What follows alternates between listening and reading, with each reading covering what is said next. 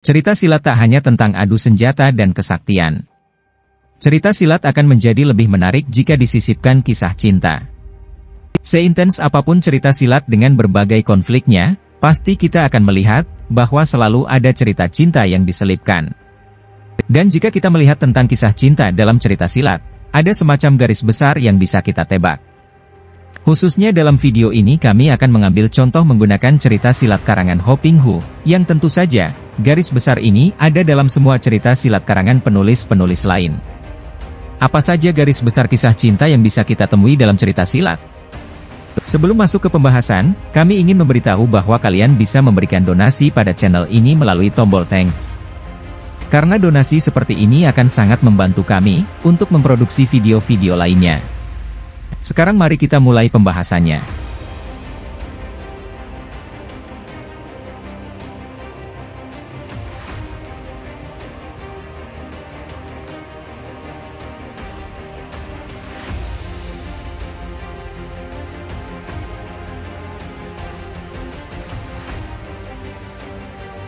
Satu, benci menjadi cinta. Ini garis besar yang cukup menarik untuk dieksplorasi. Bagaimana sepasang anak muda, atau setidaknya salah satu, membenci yang lain, dan rasa benci ini kemudian menjadi cinta. Si Diao Eng awalnya membenci Chia Keng Hong yang dianggapnya sebagai pemuda kurang ajar. Namun belakangan, dengan berlalunya waktu, rasa benci di hati Diao Eng akhirnya berkembang menjadi cinta. Kelak, sebagaimana yang dipaparkan dalam cerita Pedang Kayu Harum, Diao Eng dan Keng Hong menikah. 2. Cinta beda status. Milana yang cantik jelita merupakan cucu kaisar. Dan juga putri pendekar super sakti. Milana terlibat kisah cinta dengan Gak Bun Beng, yang dilahirkan dari perkosaan. Ayah Bun Beng adalah datuk sesat yang memperkosa ibunya. Kedua orang tua Bun Beng mati mengenaskan setelah saling hantam. Shanti Dewi adalah putri Butan, yang saling cinta dengan Wan Tek Hoat, lelaki yang lahir dari perkosaan, yang ketika pertama kali terjun di dunia persilatan dikenal dengan julukan si Jari Maut.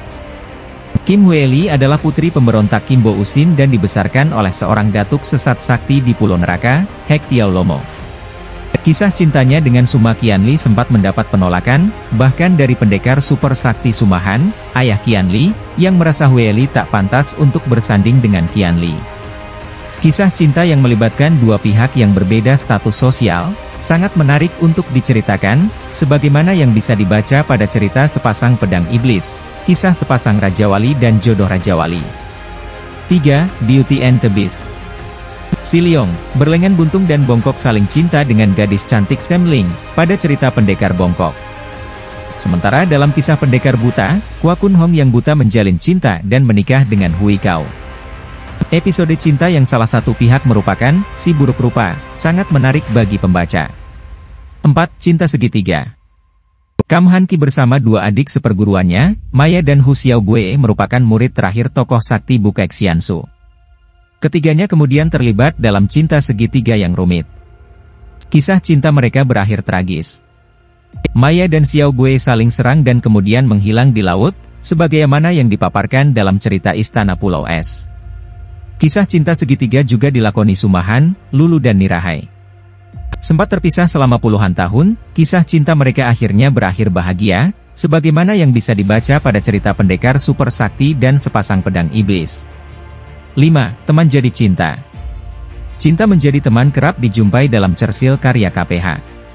Yang menjadi kekasih ini bisa teman semasa kecil, seperti Chia Sin Leong dan Baby Chu dalam cerita Pendekar Lembah Naga, juga antara Si Chin Han dan Kui Lin dalam cerita Pendekar Bodoh. Ada juga teman yang bertemu secara tidak sengaja, misalnya karena sama-sama bertualang, seperti Chia Hui Song dan Cheng Sui Chin dalam cerita Asmara Berdarah, atau Tang Hai dan Chia Kui Hong dalam cerita Pendekar Mata Keranjang. 6. Musuh jadi kekasih. Musuh menjadi kekasih ini berbeda dengan benci menjadi cinta. Pada musuh menjadi kekasih, keduanya tidak saling benci namun karena sesuatu dan lain hal, menjadi musuh. Misalnya Cheng Tianxin dalam cerita Pendekar Sadis, yang bermaksud mengalahkan semua datuk sesat. Dia kemudian bertemu dan saling gebrak dengan nenek sakti berjuluk Lamsin, Malaikat Selatan. Belakangan diketahui kalau si nenek itu ternyata adalah gadis cantik bernama Toan Kim Hong, yang masih perawan. Tianxin dan Kim Hong akhirnya saling jatuh cinta. Sumahan dan Nirahai awalnya bermusuhan. Nirahai yang menjadi panglima pasukan kerajaan Manchu bentrok dengan Sumahan yang bergabung dengan pasukan perlawanan. Keduanya kemudian saling jatuh cinta. 7. Cinta beda usia. Idealnya, dua pihak yang bercinta itu rentang usianya tidak terlalu jauh. Namun bagaimana jika ada beda usia yang terpaut jauh? Cinta beda usia beberapa kali muncul dalam cersil KPH. Misalnya pendekar suling emas Kambusong yang usianya terpaut jauh dengan Yalina, Ratu Hitan. Juga Kamhong yang berjodoh dengan Bu Cisian yang usianya jauh lebih muda. Begitu juga pendekar suling naga Simhou yang berjodoh dengan Ken Beilan yang jauh lebih muda.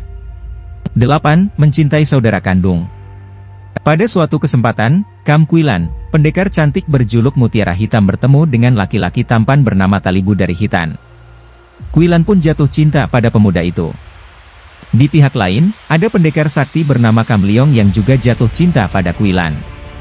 Belakangan terungkap kalau Quilan dan Talibu adalah saudara kembar yang terpisah sejak bayi, dan Quilan serta Kam Leong adalah kakak adik, sama-sama keturunan pendekar suling emas Kambusong. Kisah cinta pihak yang sebenarnya bersaudara ini digambarkan dengan bagus sekali oleh KPH dalam cerita Mutiara Hitam, terutama karena pembaca sudah tahu kalau mereka itu bersaudara namun karakter dalam cerita itu tidak tahu. 9. Cinta terlarang. Cinta terlarang juga lumayan menarik untuk diangkat. Baik yang tergolong normal, seperti kisah cinta Chia Bun Hou dan Yap In Hong yang tidak direstui orang tua, atau yang tergolong tidak normal, seperti kisah Suma Chiang Bun cucu pendekar super sakti yang menyukai sesama jenis. Chiang Bun kemudian jatuh cinta pada seorang pemuda, yang ternyata adalah penyamaran dari seorang perempuan. Kisah cinta yang tidak lumrah juga dilakoni oleh dua lelaki kembar, Gak Jit Kong dan Gak Goat Kong yang mencintai murid mereka, Wilan. Mereka kemudian membentuk keluarga dan punya seorang anak laki-laki. 10. CLBK. Cinta lama bersemi kembali alias CLBK juga menarik untuk diangkat. Semasa muda, Yap Kun Leong saling tertarik dengan Chia Giok Keng. Namun Kun Leong berjodoh dengan Pek Hong Ing sementara Giok Keng menikah dengan Li Kong Tek. Setelah Hong Ing dan Kun Tek tewas, benih cinta di hati Kun Leong dan Giok Keng bersemi kembali. Di usia senja mereka menikah. Kao Hong Li saling tertarik dengan Tan Sin Hong. Namun Hong Li justru menikah dengan Tio Hui Kong, putra jaksa sementara Sin Hong menikah dengan Bei Xiang Chun. Setelah menjalani kehidupan keluarga yang tidak bahagia, mereka menceraikan pasangannya masing-masing. Hong Li dan Sin Hong akhirnya menikah. Suma Chiang Bun yang menderita kelainan seksual sempat jatuh cinta pada seorang pemuda, yang sebenarnya merupakan penyamaran dari seorang perempuan bernama Gangga Dewi atau Wan Hong Bui.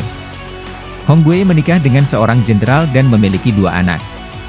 Setelah suaminya meninggal, Hong Bui atau Gangga Dewi bertemu kembali dengan Chiang Bun yang telah sembuh. Mereka kemudian menikah. Ke-10 garis besar kisah cinta yang bisa ditemukan dalam cersil karya KPH sebenarnya tak hanya bisa diterapkan dalam cersil. Garis besar kisah cinta ini bisa juga disisipkan pada genre lain termasuk yang murni kisah cinta. Bahkan, jika disimak, banyak dari garis besar kisah cinta ini, seperti benci jadi cinta, atau cinta beda status, dengan berbagai variasinya seperti kaya miskin, majikan karyawan, atau cinta segitiga, tema ini terus diulang-ulang di sejumlah serial sinetron di Indonesia, juga telenovela dan, mungkin, drama Korea. Apapun garis besar kisah cinta yang dipilih, ada satu hal yang perlu diingat dan disarankan untuk dilakukan. Hal penting itu adalah endingnya. Semua kisah cinta kebanyakan berakhir bahagia. Karena umumnya pembaca tidak menyukai ending yang tidak bahagia. Bayangkan bagaimana perasaan pembaca jika mereka mengikuti kisah cinta pendekar laki-laki dengan kekasihnya yang jelita. Kisah cinta mereka menghadapi berbagai cobaan. Kemudian di akhir cerita, si cewek dibunuh orang. Si cowok bunuh diri dengan terjun ke jurang. Ada kemungkinan akan ada penikmat cersil yang tidak suka dengan ending menyedihkan seperti itu. Tapi, bagaimana menurut kalian? Kalian lebih suka dengan cerita berakhir bahagia, atau cerita cinta yang berakhir mengenaskan? Apa contoh cerita cinta yang kalian suka atau tidak suka dalam semua serial silat yang pernah kalian baca, atau tonton? Sekian pembahasan kami, jangan lupa untuk klik like dan subscribe. Karena masih ada banyak sekali video yang akan kami buat berdasarkan request kalian, tapi jangan hanya request, tapi tidak subscribe. Terima kasih dan sampai jumpa di video kami lainnya.